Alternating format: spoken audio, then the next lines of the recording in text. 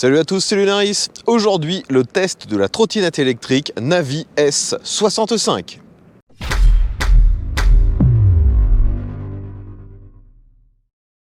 Donc les amis, aujourd'hui, vous l'aurez compris, de nouveau le test d'une trottinette électrique. Et si vous suivez régulièrement mes vidéos, vous savez que je ne suis pas un client de ce genre de moyen de déplacement. J'ai toujours une petite appréhension à l'usage de ce genre de véhicule. Là, donc, on m'a envoyé la Navi S65. C'est d'ailleurs le site TomTop qui m'a envoyé ce modèle. Et si ça m'a intrigué, si j'ai décidé de le tester, c'est parce que là, on est sur un modèle complètement homologué. Donc, forcément, pour répondre à la législation française, ce modèle ne peut pas dépasser les 25 km/h. On va voir ensemble les caractéristiques et je vous donne mon ressenti à l'usage juste après. Donc tout d'abord, pour vous présenter le modèle, voyez que en termes de gabarit, c'est vraiment une trottinette tout ce qu'il y a de plus standard. Elle n'est pas plus volumineuse ni plus petite que les autres. Sa grosse particularité, c'est tout de suite très visible, au-delà de son coloris un peu flashy avec du chrome vert fluo, c'est la présence, vous le voyez, d'un bras oscillant aussi bien à l'avant qu'à l'arrière. Donc, on est sur un modèle qui est complètement suspendu et j'ai pu l'utiliser, même moi qui pèse plus de 100 kg, eh bien, aucun problème. On peut prendre un dos d'âne à la vitesse max, donc 25 km/h, sans que ça pose le moindre problème. J'ai eu l'occasion de rouler en ville sur des routes un peu défoncées, j'ai eu l'occasion de rouler sur des routes pavées. Eh bien, avec ces suspensions, impeccable, aucun problème. Alors sur ce chemin de fer, ça amortit bien? Ouais, franchement, j'ai même pas senti le chemin. D'ailleurs, si vous voyez des vidéos où je suis en train d'utiliser cette machine, eh bien c'est tout simplement car j'ai déjà testé cette machine sur une autre chaîne YouTube, sur la chaîne MC Aventure, la chaîne de mon frère. Vous avez peut-être d'ailleurs déjà vu cette vidéo. Et la plupart des vidéos en mouvement sont faites par mon frère, que je remercie encore de m'avoir aidé pour le test. Concernant les roues, vous pouvez voir qu'il s'agit de pneus en 10 pouces, donc c'est relativement petit, mais avec ces suspensions, il n'y a pas réellement de problème, c'est stable. Et le seul souci que j'ai pu avoir, moi, c'est finalement pour regonfler ces pneus, car ce sont des pneus à chambre à air. Vous pouvez voir que pour accéder à la valve, eh bien c'est assez compliqué finalement, vu qu'on a ces caches qui sont presque pleins. Donc refaire la pression n'est pas forcément très facile. Pour revenir sur les caractéristiques techniques, je vous l'ai dit, on est sur un modèle homologué, donc limité à 25 km/h. Néanmoins, le moteur a quand même pas mal de patates. On est, contrairement à beaucoup de trottinettes, sur un moteur qui est dans la roue arrière, et celui-ci fait 500 watts. Donc, pour quelqu'un comme moi, de relativement lourd, c'est largement suffisant. On accélère, on se retrouve très rapidement à 25 km/h et même dans les zones où c'est en montée, voire en forte montée, eh bien ça se passe très bien. D'ailleurs, vous pouvez de nouveau voir des extraits où on a testé cette machine vraiment dans une très grande pente et ça passait sans problème. Putain, elle est bluffante cette trottinette. Allez, on se lance Je dans suis la dans côte. une pente qui doit être à peu près entre 8 et 9% et je grimpe à 25. Elle ne faiblit pas. Elle a des watts, mais du tonnerre quoi.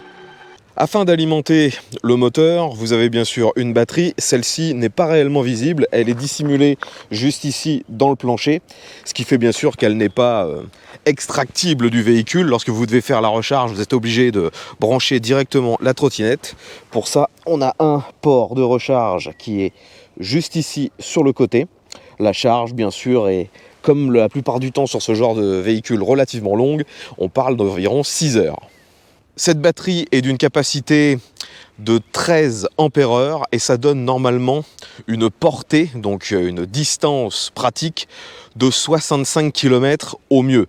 Après, bien sûr, toujours garder à l'esprit que les chiffres donnés par les constructeurs sont toujours faits dans les meilleures conditions, sur du plat, avec quelqu'un de pas trop lourd et en évitant d'être au maximum en permanence. Moi, lors du test que j'ai fait, je le rappelle, avec mon frère, on n'a pas hésité à la mettre à fond quasi en permanence. On a fait de la pente, on a pris même des très fortes pentes. On a réussi à faire 35 km avant que la batterie commence à montrer des signes de faiblesse. Donc je pense que si on l'avait poussé réellement au maximum, on aurait pu peut-être monter jusqu'à 40 km. 65, ça doit être sans trop forcer, quelqu'un de léger et sur du plat. Et j'ai oublié de le dire, le moteur, lorsqu'on accélère, il est relativement bruyant. Il semblerait que ce soit un moteur électrique, mais qui soit à engrenage. Et finalement, comparé aux autres trottinettes que j'ai pu tester, c'est la plus bruyante quand on accélère. C'est pas forcément très gênant, mais il faut quand même le signaler.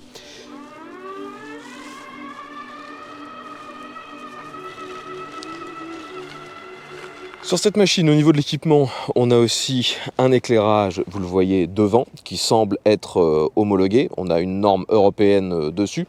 Moi, personnellement, j'ai pas eu l'occasion de rouler de nuit avec. Et autre point essentiel pour moi sur ce genre de véhicule, on a à l'arrière un feu qui sert également de feu stop. Lorsque vous freinez, en fait, ça se met à clignoter très rapidement. C'est vraiment un gage de sécurité sur ce genre de petits véhicules électriques. J'aurais même personnellement aimé qu'ils installent carrément des clignotants. Dernier point qui prouve une fois de plus que c'est une machine homologuée, vous pouvez retrouver des catadioptres un peu partout. Il y en a un devant, il y a des catadioptres sur les côtés et le feu arrière intègre également des catadioptres. Une fois de plus, ça prouve qu'il y a une volonté de vraiment faire quelque chose de homologué, de sécurisant. Après, dans l'ensemble, ça reste quand même une trottinette relativement simple, assez dépouillée dans son design. Et si on regarde, vous verrez qu'il n'y a qu'un seul frein. Il y a un disque qui est à l'arrière. Et bien sûr, il y a une seule commande. Donc vous avez le levier juste ici. Et j'ai été vraiment très surpris de l'efficacité du freinage.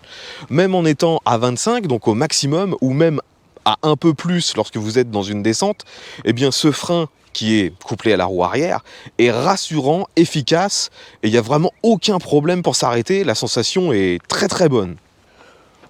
Sur le reste, au guidon, il n'y a vraiment pas grand chose. Vous avez une petite sonnette, et vous voyez que c'est une sonnette donc à double action. Je dirais, vous tirez qu'une fois, et ça va faire 2 dings. Franchement, j'adore ce genre de petite sonnette. On a ici un loquet qui permet de verrouiller la machine quand elle est repliée. Et de l'autre côté, c'est tout simplement l'accélérateur. Donc c'est très facile à utiliser. Au milieu de celui-là, on a le bouton de démarrage. Et ça allume l'écran qui est juste ici. Alors je ne sais pas si vous verrez bien l'écran, hein. Je l'ai filmé avec 2 caméras différentes, mais visiblement mes 2 caméras ont vraiment du mal à filmer cet écran. Déjà premièrement parce qu'il éclaire très faible. En plein jour, il est difficile de réussir à lire ce qu'il affiche. Donc vous avez la vitesse, en dessous la jauge, votre capacité d'énergie, et au-dessus de la vitesse, il y a un petit logo. Là actuellement on est sur S qui veut dire sport. Si on change, là je suis le mode avec un petit piéton, donc c'est-à-dire quand j'accélère je ne dépasserai pas les 6 km/h. Le mode D, mode drive, là je vais jusqu'à environ 15 km/h. Et le mode sport, lui, nous monte au maximum autorisé, c'est-à-dire à 25 km/h. Dans les 3 modes, l'accélérateur est relativement brutal en fait. Je trouve que lorsqu'on accélère, surtout avec le mode sport, la machine elle part vraiment vite. C'est d'ailleurs pour ça que je pense qu'ils ont mis une sécurité. Vous ne pouvez pas mettre le moteur tout de suite lorsque la trottinette est démarrée mais qu'elle est statique. Vous devez commencer par l'utiliser comme une trottinette normale, vous la mettez en mouvement, vous la poussez jusqu'à environ 4-5 km/h et seulement à ce moment-là, vous pourrez actionner justement cet accélérateur afin de prendre de la vitesse via le moteur électrique. Et vu la patate du moteur en mode sport, c'est plutôt bien qu'ils aient mis cette petite sécurité. Dernier point assez important sur une trottinette, bien sûr, elle est pliable. On a un système de pliage directement dans la tige qui tient le guidon et non pas en plein milieu du plancher comme c'est le cas sur certaines. Et ce système a l'air d'être vraiment bien conçu. J'ai jamais eu la moindre vibration, il n'y a pas de jeu. Pour le coup, c'est un système qui inspire confiance, contrairement, une fois de plus, à d'autres trottinettes plus bas de gamme, où on a l'impression parfois que ça va se démonter tout seul. Personnellement, le seul vrai reproche que j'aurais à faire à cette trottinette, c'est justement son esthétique. Ils ont voulu se différencier de la concurrence avec cette couleur un peu jaune fluo, chrome et gris. Personnellement, j'adhère pas du tout à ce thème de couleur. Après, je vous laisse me dire dans les commentaires ce que vous, personnellement, vous en pensez. Est-ce que vous trouvez ça harmonieux ou pas ? Bien sûr, comme souvent, les machines homologuées sont relativement chères. Parce que justement, tous ces processus d'homologation, de répondre à des normes, ça coûte de l'argent. Et donc, actuellement, cette Navi S65 est vendue la plupart du temps dans les 1000 €. Mais le site qui me l'a envoyé, donc Tom Top, la vend uniquement 830 €. Donc actuellement, je crois que c'est eux qui la vendent pour le moins cher, du moins au moment où je tourne cette vidéo. Si vous êtes intéressé, vous trouverez bien sûr un lien dans la description. Et je rappelle que, comme d'habitude, je ne suis pas affilié avec cette marque ou son revendeur. Je ne touche rien sur les ventes. Voilà les amis, tout ce que je pouvais vous dire sur cette Navi S65. Si vous avez des questions, l'espace commentaire est là pour ça. Si vous l'avez déjà testé ou si vous en possédez une, dites-nous comment ça se passe pour vous. Est-ce que vous avez eu des problèmes? Si oui, est-ce que ça a été pris en charge par la marque ou leur vendeur? Ce sera très intéressant d'avoir votre retour d'expérience, car bien sûr, de mon côté, je ne peux pas faire un test sur de la très longue durée sur ce genre de produit. J'espère que vous aurez apprécié ce test. Si c'est le cas, n'oubliez pas de mettre un pouce vers le haut. Si vous avez apprécié également les plans qui ont été faits en roulant, pensez à aller jeter un coup d'œil à la chaîne de mon frère MC Aventure. Je vous dis à bientôt et à tous.